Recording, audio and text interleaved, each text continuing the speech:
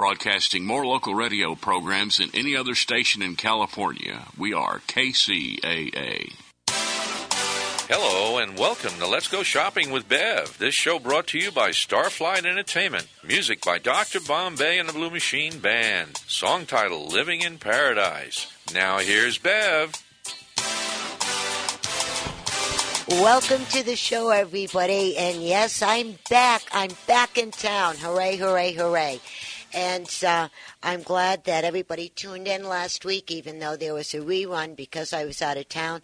But I'm back now. And, boy, I'm going to tell you, we have some exciting things going on this weekend. We're going to be getting to that in the middle of the show. But right now, I see the phone lines are flashing. And Joe are board up. Hey, Joey, how you doing? Great. How you doing? I'm doing good. The lines are flashing. Who's on the line, please? We have Paul from the city of Yucaipa. He's on line 33. Hi, Paul. How you doing? I'm doing great, Bev. Glad to be here with you. Well, thank you. Right back at you, my dear. And I'm glad we had this opportunity to talk.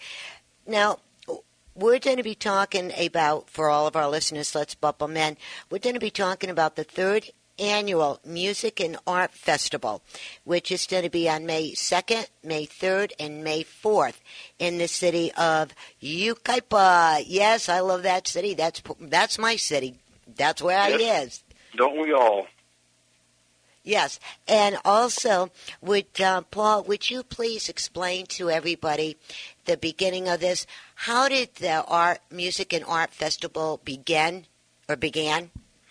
Well, it was a combination of a couple things. The city council thought it might be important to provide the community an opportunity to visit a kind of first-rate, first-run arts festival and music festival.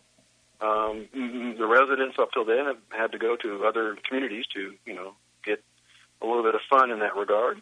And at the same time, our uptown, the center of the old part of town, our historic uptown, was undergoing a reconstruction. The streetscape was being redone, new landscaping, new streetlights, just completely a whole new roadway up there. And so at the end of that project was the beginning of the first festival. And so it was a big party to celebrate the completion of the redevelopment project and to kick off what has become an annual event. And the community came out with great excitement and great numbers. So it was so successful the first year, it's been building since. Yes, and here is your music, Paul. Hello? Yeah, those are our boys. Yes, there for a minute I thought I lost you. Yes, and, I'm glad now. This is the third annual Music and Art Festival, as we were saying. Yep. Now, I was going through the menu that you have. Mm-hmm. This is no joke what you all doing up there this year. Let's talk about that a little bit, huh? Sure. We have 3 days of music. It kicks off with our farmers market. That's put on by the Chamber of Commerce, and they start the evening with a band called Band of Brothers. Mm-hmm. A bunch of veterans playing classic rock. They're a great bunch of guys and do a really good job on stage. The next day is the primary day of the Music and Art Festival. James Wesley is a returning country artist who was here for us last year. He's had some airplay with a few hits. And, of course, the headliner of the day is Three Dog Night. And we're glad to have those guys agree to come out to Yucaipa, and they're going to put on a great show. Come Sunday, the entertainment changes to more of a blues crowd. We've got Rod Piazza and the Mighty Flyers, as well as Big Papa and the TCB. And, of course, because it's so close to Cinco de Mayo, there is going to be mariachis and the Folklorio local dancers that are going to be doing their homage to the Cinco de Mayo celebration.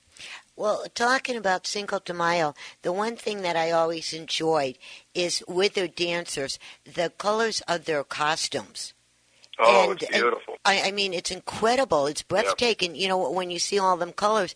And then with that music, no matter how you feel, you hear that type of music, you got to start stamping your foot or, stamping your fingers or whatever it is. You know what I mean? Watching those colors on those skirts spin around, yeah. And they got little girls, little kids, and and adults as well out there dancing. They're a very talented group. Yes. And also, let's get back to the Three Dog Night for a few moments. Mm-hmm. I have been doing a little homework here, and I still did not get the answer I wanted. How did they get that name, Three Dog Night? Well, it kind of does go back to the days and I forget what actually cold part of the country these guys were hailing from or working before they named the band. But when it's really chilly and you don't have a good heater working for you, it was a measure of how cold the night was, whether you had to sleep with one puppy to keep you warm, or two puppies, or even three. And so a three-dog night was a really, really cold night. Okay, well, thank you for telling us about that. I finally learned something on Bev's show. There you go. That's good, Joey. I'm glad that we helped you. Thank you, Paul. Uh-huh. Yes, and then all the bands that are coming up, like that Band of Brothers, they are beyond cool. I really like them guys. Yeah, they're great. They really are great. They've done they were at our music festival last year. They've done our Autumn Fest. Mm-hmm. In fact, they perform at the American Legion fairly routinely. These guys are very, very entertaining, and it's good that they're it's still a veteran group of guys that are showing what veterans can do once they're back in business. Oh, yeah. And, all of our listeners, I hope you're really writing some notes down for this, because this one is going to blow it out of the water. And what is so nice about it, and Paul and I will be talking about that in a moment, there is no charge for this. The whole family is welcome, from the smallest, youngest person to the biggest, oldest person. It doesn't matter. And talking about that, let's talk about all the vendors that we're going to be having. There are, in addition to lots of different food vendors and merchandise vendors, there are, of course, artists from around the region. The activities are pretty substantial. One of the things that we try to do with this festival is, while people may want to come to see Three Dog Night and some of the music, there's lots of things to do to keep you occupied all day long. Mm-hmm. Plenty of food and merchandise. There's a carnival for the kids to ride with lots of fun, exciting rides for the older ones, and little kiddie rides that are a little safer for the younger ones. Of course, the farmer's market. There's a beer garden if you're needing a nice cold one during a warm May day. The Gem and Mineral Show is going for all 3 days. The historical walking tour, we've got a great historical society, and they're trying to bring some of Yucaipa's historical heritage to life with real live founders of Yucaipa wandering around. There's a great bicycle BMX show with some of the local bike riders and some of the better well-known competitors in the region doing nice flip and tricks in the air. It's pretty cool to watch. Now, I want to jump in on this one. They were there when we did the Autumn Fest and also the Winter Fest. And That's right. You were saying some of the things that they do, it goes on beyond reason and gravity and everything that we learned in school. They said it doesn't exist. And what gets to me, or really got to me, is the ramps that they had. And these young people would be on their bikes. They would go up that ramp, and when they're in air, they would do 5 or 6 flips. They will turn around. They will do this. They will do that, and then they come right back down again like it's no big deal. And everybody's holding their breath watching this.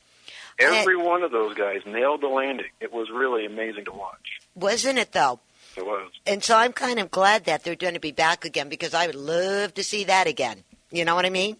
I do. They're going to be in what we call our wide district, which is the teen zone. We need activities for every age group, and we've got a kid zone for games for little kids, like bounce houses and carnival games, on one part of the festival, and another part right next to the carnival is a teenage area where these guys will be doing their bike tricks. There'll be a band slam, is what we call it, a competition of garage bands playing all day on Saturday, and you need to come out and support your favorite garage band.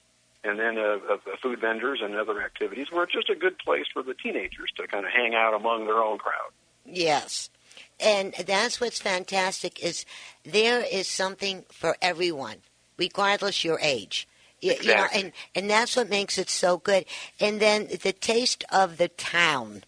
Let's talk about that for a moment because we're getting into one of my favorite things to do.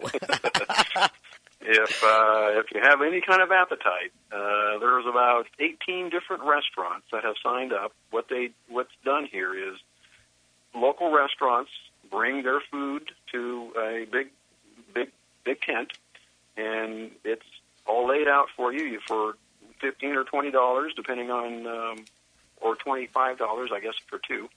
You can sample food from every restaurant. You get a drink with that, whether it's beer, wine, or a soda or water, and sit right down in front of that table or in front of that tent. We've got tables right next to where the bands are playing, so you can watch James Leslie play country music and get more food than you can probably ever eat from these restaurants.